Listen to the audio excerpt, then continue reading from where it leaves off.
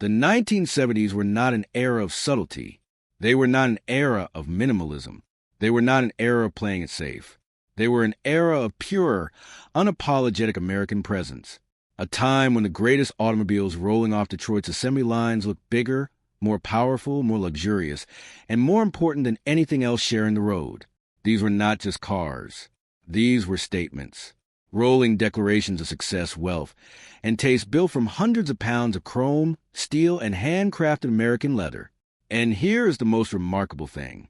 Some of the legendary classic cars you are about to see look so breathtakingly sophisticated that even half a century later, sitting alongside modern automobiles costing 3 times as much, they still radiate more personality, more presence, and more pure automotive soul than almost anything built today. These are the forgotten giants of American automotive history, the most elegant, most powerful, and most collectible luxury muscle cars of the entire 1970s. And trust me, you need to stay until the very end because number 1 will completely change how you think about American automotive design forever. Let's ride. Number 10, 1971 Buick Riviera, the boat tail that rewrote the rules. Most people talking about legendary 1970s American cars jump straight to Cadillac or Lincoln, and they are making a massive mistake. Because in 1971, Buick produced something so bold, so architecturally daring, and so absolutely unique that it stopped traffic everywhere it went. The 1971 Buick Riviera did not look like an ordinary automobile. It looked like a rolling sculpture commissioned by someone who found every other car on the road completely boring. And that is exactly why it holds such a profoundly special place in American classic car history. Because while every other manufacturer was competing to pile on more chrome, more size, and more excess, Buick pursued something infinitely more difficult to achieve: genuine elegance. The moment you laid eyes on a Riviera, you understood immediately that this was something completely different. That long, perfectly proportioned body, those clean, flowing lines, and most dramatically of all, the legendary boat tail rear design. A sweeping, pointed rear end so radical and so architecturally bold that automotive historians still debate whether it was the greatest or most controversial design decision in American automotive history. It did not look like a muscle car. It did not look like a traditional luxury sedan. It looked like something reserved for film directors, jazz musicians, and people who understood that true luxury was never about shouting. It was about confidence. That philosophy carried seamlessly into the interior. Spacious, deeply cushioned seats upholstered in premium materials. A dashboard that felt genuinely modern for its era. A cabin so refined that every journey felt like a private event.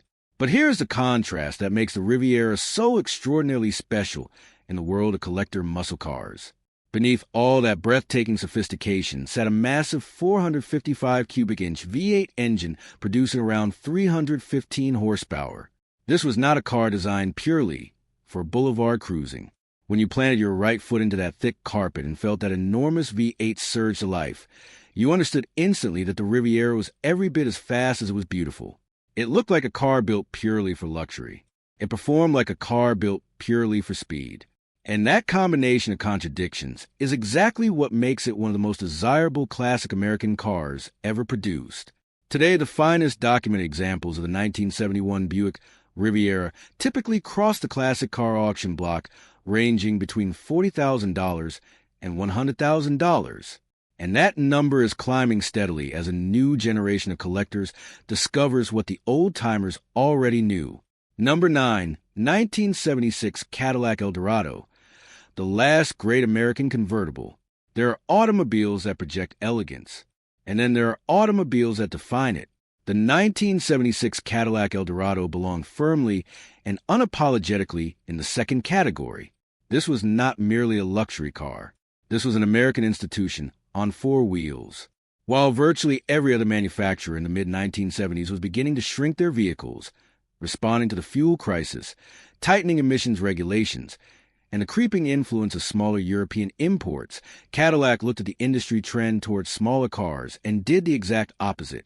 The 1976 Eldorado was enormous, magnificent, utterly unapologetic about its massive proportions, and that deliberate defiance of convention is precisely what made it legendary.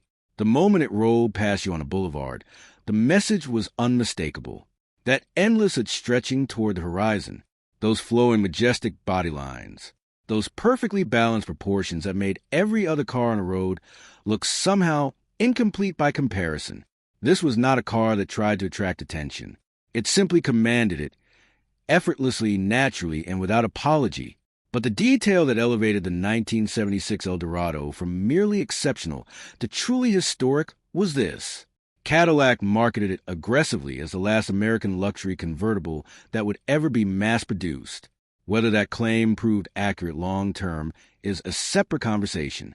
But in 1976, buyers believed it completely, and that belief transformed every single Eldorado convertible sold that year into an instant piece of American automotive history. People were not simply buying a luxury car.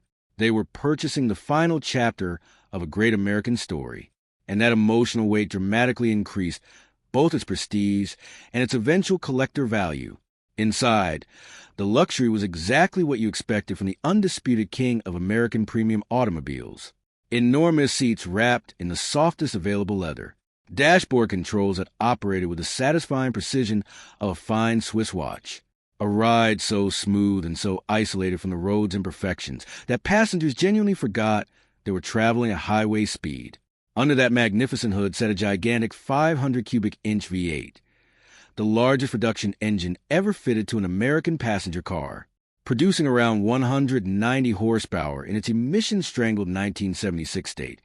It was never designed to break speed records. It was engineered to move 5,000 pounds of American luxury down the open highway with absolute, unshakable smoothness. And it did exactly that with effortless authority.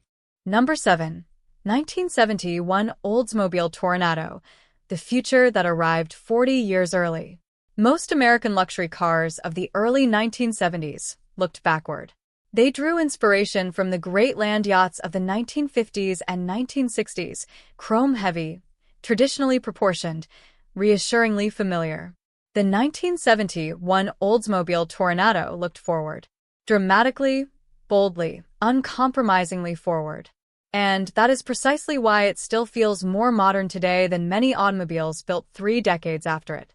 While its competitors were refining established formulas, Oldsmobile was doing something genuinely revolutionary.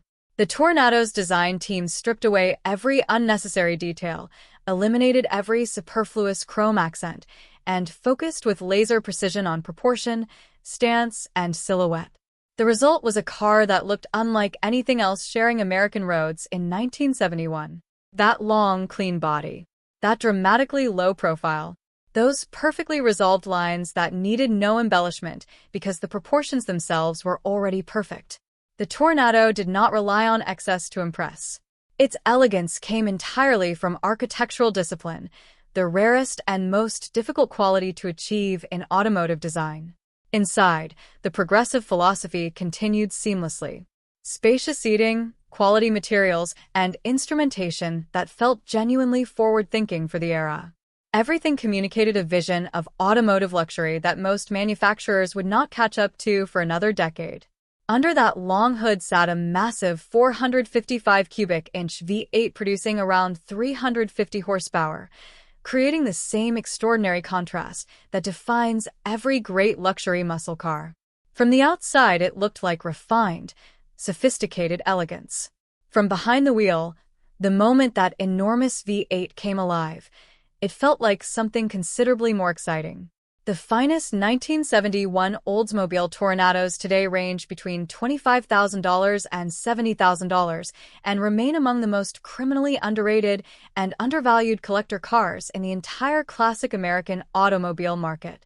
More than 50 years after production ended, the Toronado still looks like it belongs in the future. Number 6. 1973 Cadillac Fleetwood Brougham, the ultimate rolling throne room. If the Eldorado was Cadillac's statement of elegance, the 1973 Fleetwood Brougham was Cadillac's declaration of absolute automotive supremacy. This was not merely a luxury car. This was a rolling throne room, a private sanctuary on wheels that isolated its occupants from the ordinary world as completely and as effectively as any vehicle ever produced in American automotive history. The exterior presence was immediate and overwhelming. That enormous body. That majestic chrome grille projecting authority in every direction. Those perfectly balanced proportions creating an immediate, unmistakable impression of importance. The Fleetwood did not look like a car driven by people who were trying to be important. It looked like a car driven by people who simply were. Cadillac positioned the Fleetwood Brougham at the absolute pinnacle of American automotive luxury, above the DeVille, above the Eldorado, above everything else bearing the wreath and crest badge. And every detail of its interior construction justified that positioning completely. The seats were vast, deeply cushioned thrones of the softest available leather. The carpeting was thick enough to lose a golf ball in. Every surface the occupants touched, every switch, every door handle, every inch of trim, communicated a level of craftsmanship and material quality that American luxury car buyers of the 1970s had come to regard as their absolute birthright. The engineering goal was total isolation. Cadillac's suspension engineers worked with almost obsessive dedication to eliminate every road vibration, every mechanical noise, every intrusion from the world outside the cabin. And they succeeded so completely that passengers regularly reported forgetting entirely that they were moving. Powering this magnificent automotive fortress was a 472 cubic inch V8, an engine so smooth and so refined in its power delivery that it seemed almost incongruous with its enormous displacement. It did not roar. It whispered, firmly, authoritatively, and with absolute confidence. The finest 1973 Cadillac Fleetwood Brougham examples today range between $20,000 and $60,000, representing extraordinary value for what remains one of the most significant and historically important American luxury cars ever produced. Number 5. 1970 Chrysler 300, too elegant for a muscle car, too dangerous for a luxury car. Every car on this list exists somewhere on the spectrum between pure luxury and pure performance. The 1970 Chrysler 300 existed in a category entirely its own, simultaneously too elegant to be a true muscle car and far too dangerous to be a conventional luxury automobile. And that extraordinary contradiction is precisely what makes it one of the most fascinating and collectible classic American cars of the entire decade. From the first glance, the 300 was impossible to categorize. That exclusive white and gold color combination that Chrysler offered for the 1970 model year created an appearance of almost regal sophistication. Those massive, flowing body lines. Those perfectly resolved proportions that gave it a unique presence on American roads, simultaneously aggressive and refined, powerful and elegant. It did not look like a car trying to be anything. It looked like a car that simply was everything. But here is where the 1970 Chrysler 300 separates itself permanently from every other luxury automobile of its era. Because while Cadillac and Lincoln were engineering their flagship models for maximum comfort and minimum mechanical drama, Chrysler's engineers made a dramatically different decision. They fitted the 300 with a 440 cubic inch V8 equipped with 3 two-barrel carburetors, a racing-derived induction system producing approximately 390 horsepower. The result was a luxury automobile capable of accelerating from 0 to 60 miles per hour in approximately 6.5 seconds, performance that would have embarrassed the vast majority of dedicated muscle cars of the period, let alone luxury vehicles. Inside, the atmosphere remained pure premium American luxury. Spacious, beautifully appointed seating. Equipment levels that reflected the 300's position as Chrysler's flagship model. A ride quality smooth enough for cross-country grand touring at the highest possible speeds. This was a car that could deliver its occupants to a black tie event in absolute comfort.